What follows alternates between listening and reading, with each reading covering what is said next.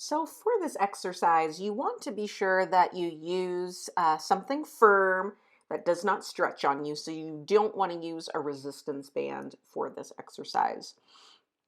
So I'm using just a regular belt. You can use a dog leash or any sort of strapping that you have laying around your house. And you want to wrap that around both ankles and lay on your stomach.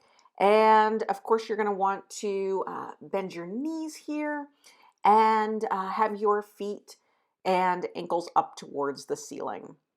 Super easy with this exercise.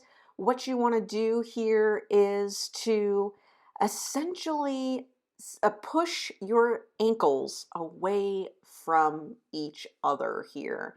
And this is really an activity and exercise to really focus on the pelvic floor muscles and the pelvic floor muscles that assist in rotation. So you really want to make sure you're not feeling this in your legs and you're not forcing this just with um, the momentum of just your legs itself. You really want to feel this exercise coming from your pelvic floor area.